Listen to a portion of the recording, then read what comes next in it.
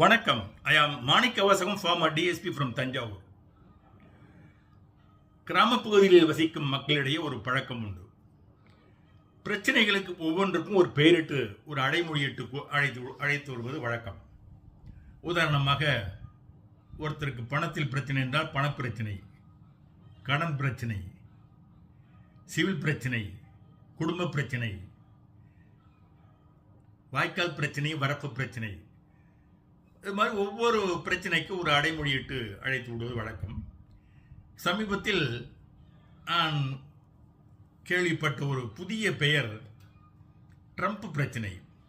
அது என்ன ட்ரம்ப் பிரச்சனை என்று பார்த்தால், இந்தியாவில் இருந்து அமெரிக்கா சென்று வசிக்கின்ற மக்கள், அவர்களுடைய உறவினர்கள் இந்தியாவில் இருக்கிறார்கள் அல்லவா, அவர்களிடம் நலம் விசாரிக்கின்ற பொழுது சில கிராம பகுதி மக்கள், என்னப்பா நல்லா இருக்கிறீங்களா, குடும்பத்தில் எல்லாம் நல்லா இருக்காங்களா, அமெரிக்காவில் இருக்கிறவங்களாம் நல்லா இருக்காங்களா, அந்த ட்ரம்ப் பிரச்சனையினால் ஒன்றும் பிரச்சனைலாம் இல்லையே என்று புதிதாக இந்த ட்ரம்ப் பிரச்சனை என்று ஒன்றை அதற்கு ஒரு அடைமொழி கொடுத்து கூறியதும் ஒரு நகைப்பு ஏற்பட்டது.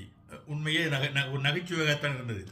டொனால்டு ட்ரம்ப்பினுடைய பிரச்சனை கிராமப்பகுதியில் உள்ள சாதாரண ஒரு கடைநிலை மக்களிடையே கூட ஊடுருவில் அளவிற்கு அது சென்றுள்ளது என்பது மிகவும் நகைச்சுவையாகவும் இருந்தது. அதே நேரத்தில் சற்று எண்ணி பார்க்க வைத்தது. ஆம், அவர் டொனால்டு ட்ரம்ப் அவர்கள் அமெரிக்க ஜனாதிபதியாக பதவியேற்றதும் அதிரடியாக பல சட்டத்திட்டங்களை கொண்டு வந்தார். அவர் கொண்டு வந்த பல சட்டத்திட்டங்கள் உலக நாடுகள் அனைத்திற்கும், உலக மக்கள் அனைவருக்குமே ஒவ்வொரு வகையிலும் ஒரு இடையூறுகளை ஏற்படுத்தியது. அவருடைய நாட்டுக்கு வேண்டுமானால் அது நன்மை பயத்திருக்கலாம், ஆனால் மற்ற நாடுகளுக்கு பொருளாதார ரீதியாகவும் போக்குவரத்து ரீதியாகவும் மிகவும் இன்னல்கள் ஏற்படுத்தியது என்றால் அது மிகையாகாது. எத்தனையோ இந்தியாவிற்கு வந்தவர்கள் டொனால்டு ட்ரம்ப் புதிதாக ஒரு சட்டம் இயற்றியதும் உடனடியாக டிக்கெட்டை புக் பண்ணி கொண்டு அமெரிக்காவிற்கு விரைந்து சென்றார்கள். அமெரிக்காவில் இந்தியாவுக்கு வருவதற்கு ஃப்ளைட் ஏறியவர்கள் எல்லாம் அந்த டிக்கெட்டை கேன்சல் செய்துவிட்டு அமெரிக்காவில் தங்கிவிட்டார்கள். இப்படிப்பட்ட ஒரு அதிரடி புதிரடி வேலையெல்லாம் நடந்தது.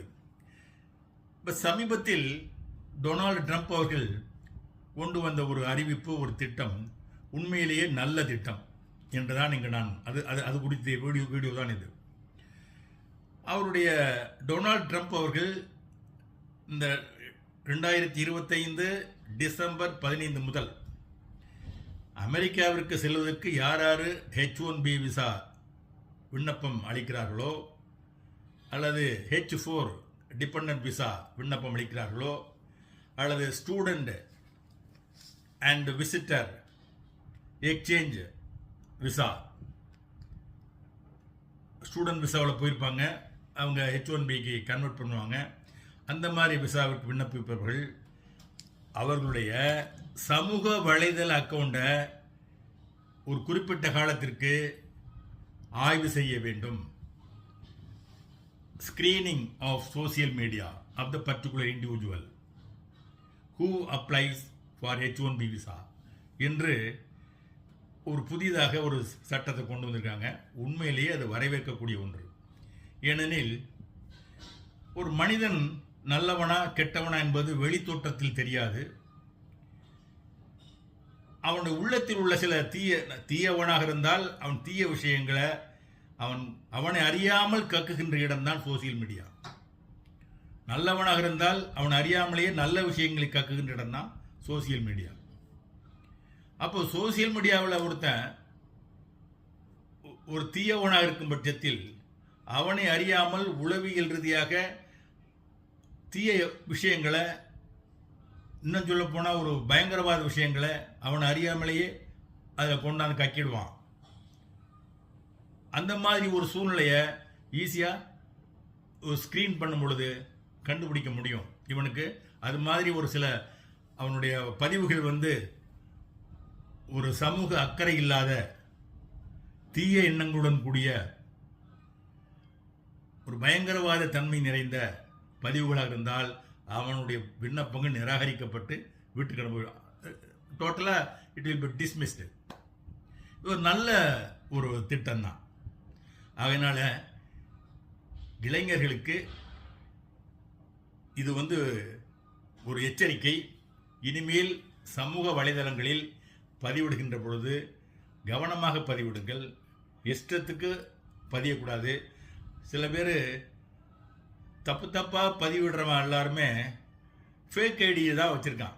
நீங்கள் ஒரு சமூக வலைதளத்தில் ஒரு தவறான பதிவுகள் இருக்கு, அவன் யாரான்னு சொல்லி ப்ரொஃபைல் போய் பார்த்தோம்னா ப்ரொஃபைலை லாக் பண்ணி வச்சுருப்பான். அதையும் கண்டுபிடித்து விடலாம். எக்ஸ்பர்ட் இருக்காங்க அதுக்கெல்லாம். Expert good break through it. இவன் கரெக்டாக எந்த ஃபோன்லேருந்து ஓப்பன் பண்ணியிருக்கான், எந்த கான்டாக்ட் நம்பர் என்ன அப்படிங்கிறத அவன் பிரேக் த்ரூ பண்ணி அவங்க ஸ்க்ரீன் பண்ணி கண்டுபிடிக்கிறது ரொம்ப எளிதில் பண்ணிடுவாங்க. அவங்களுக்கு அவ்வளோ டெக்னாலஜிலாம் இருக்குது. ஆகையினால் இளைஞர்களுக்கும் சரி, இந்த தற்கால ஸ்டூடெண்ட்ஸ் அனைவருக்குமே சரி, சமூக வலைதளங்களில் இனிமேல் ரொம்ப கவனமாக பதிவிடுங்க. தவறான விஷயங்களை, தீய எண்ணங்களை பதிவிட்டிங்கன்னா அது எங்கே நிற்கும்னா, சப்போஸ் நீங்கள் ஒரு விசாவுக்கு அப்ளை பண்ணுறீங்கன்னு சொன்னால் அங்கே அது உங்களுக்கு ஒரு இடையூறாக, ஒரு தடைக்கல்லாக நிற்கும் என்பதை நான் இங்கு முக்கியமாக சுட்டிக்காட்ட விரும்புகிறேன்.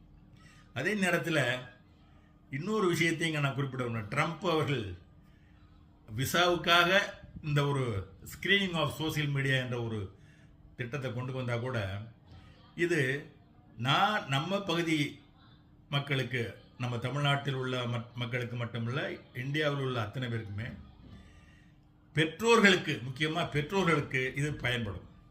பெற்றோர்களுக்கு எந்த வகையில் இது பயன்பட போகுது அப்படின்னு உங்களுக்கு சந்தேகம் வரலாம்.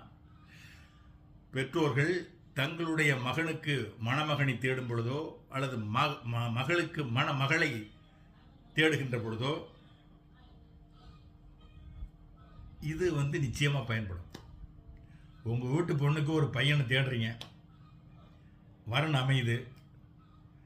அவனை பற்றி நீங்கள் ப்ரைவேட் டிடெக்டிவ் ஏஜென்சியில் விசாரிக்கிறது ஒரு பக்கம் இருந்தாலும் கூட, அவனுடைய குணநலன் எப்படிப்பட்ட ஒரு மனநிலை கொண்டவன் என்பதை அவனுடைய சமூக வலைதள பக்கங்களை ஆய்வு பண்ணாலே ஒரு கடந்த 5 வருடத்துக்கு அவன் எப்படிப்பட்டவங்கள ஈஸியாக புரிஞ்சிடும். ஓரளவு மூளை உள்ளவனா, அவனுடைய பதிவுகள் சென்சிபிளாக இருக்கா, இல்லை சும்மா ஒரு இடியாட்டிக்கு போஸ்டாக போடுறானா, இந்த மாப்பிள்ளை ஒருத்தான மாப்பிள்ளையா அப்படிங்கிறது உங்களுக்கு அதிலே நீங்கள் ஃபில்டர் பண்ணிடலாம் மாப்பிள்ளைய.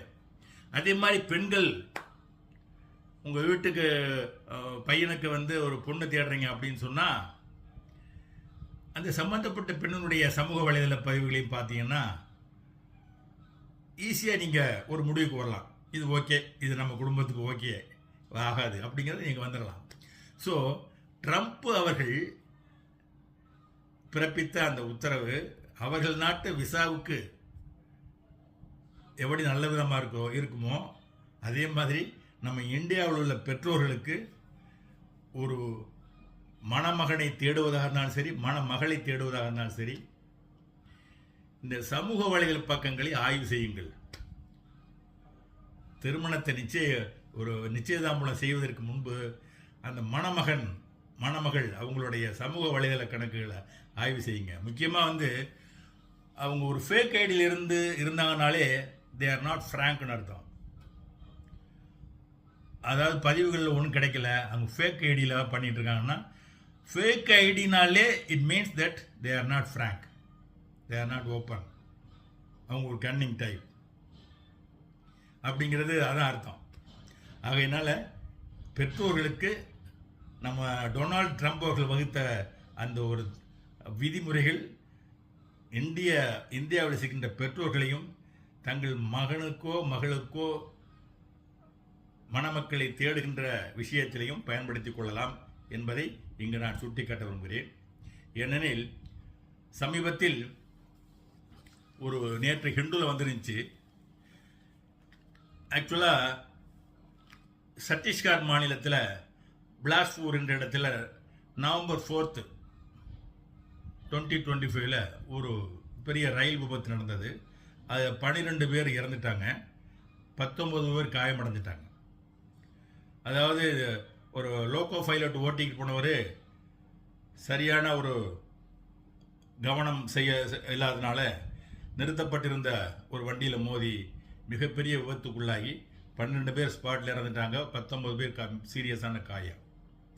இதை ஆய்வு செய்த அந்த கமிட்டி இந்த விபத்துக்கான காரணம் என்ன என்பதை ஆய்வு செய்த பொழுது அவங்களுக்கு தெரிய வந்த ஒரு உண்மை என்ன தெரியுமா?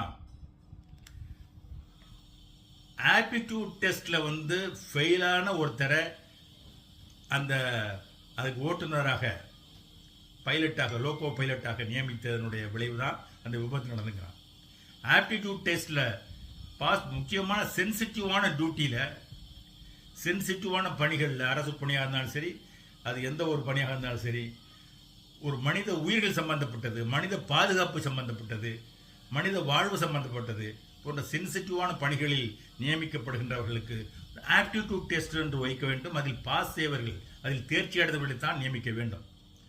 ஆனால் இதில் என்ன நடந்திருக்குன்னா, அதில் ஃபெயிலானவங்கள லோகோ பைலட்டாக போட்டு வைத்திருக்காங்க. அதனுடைய விளைவு தான் அவருக்கு, அந்த டிரைவருக்கு, அந்த பைலட்டு, லோகோ பைலட்டுக்கு அதனுடைய விவரம் தெரியாமல், எதையும் கணிக்க தெரியாமல் நேராக நிறுத்தியிருந்த வண்டியில் விட்டு மிகப்பெரிய விபத்துக்குள்ளாகி 12 பேர் இறந்துட்டாங்க, 19 பேர் சீரியஸாக காயமடைஞ்சாங்க. இந்த அறிக்கை கிடைத்த பிறகு சம்பந்தப்பட்ட அதிகாரிகள் மீது நடவடிக்கை எடுத்திருக்கிறார்கள் என்பதை நேற்றைய ஹிந்து பேப்பரில் வந்துருந்துச்சு. ஸோ ஆப்டிடியூட் டெஸ்ட்டுங்கிறதும் கிட்டத்தட்ட இந்த சமூக வலைதளத்தில் உள்ள பதிவுகள் போலத்தான். ஒரு உளவியலை வெளிப்படுத்துகின்ற ஒருவன் தான் நல்லவனா கெட்டவனா, அறிவாளியா புத்திசாலியா இல்லை மங்குனியா என்பதை தன்னை அறியாமல் வெளிப்படுத்துகின்ற ஒரு இடம்தான் ஒரு ஆப்டிடியூட் டெஸ்ட் என்று சொல்லக்கூடிய அந்த விஷயத்தை வெளிப்படுத்துகின்ற ஒரு இடம்தான் சோசியல் மீடியா. அதனால் பதிவுகள், இது ட்ரம்ப் அவர்கள் H1B விசாவுக்காக கொண்டு வந்த பதிவாக இருந்தாலும் சரி, இது நம்மளை பொறுத்தவரை நம்ம பொண்ணு மாப்பிள்ளை தேடுறதுக்கு இதை பயன்படுத்திக்கலாம். அதே மாதிரி அரசு பணிகளில் முக்கியமான சென்சிட்டிவான போஸ்ட்டை நியமிக்கின்ற பதவிகளுக்கும் இந்த ஆப்டிடியூட் டெஸ்ட்டுங்கிறது மிக முக்கியமான விஷயம். அதில் பாஸ் பண்ணுறவங்களுக்கு மட்டும்தான் மனித உயிர்களை பாதுகாக்கின்ற, மனித வாழ்க்கைகளை பாதுகாக்கின்ற பதவிகளில் நியமிக்கின்ற பணிகளில் நியமிக்க வேண்டும் என்பதையும் நான் குறிப்பிட்டாக வேண்டும். Thank you for all. நன்றி, வணக்கம்.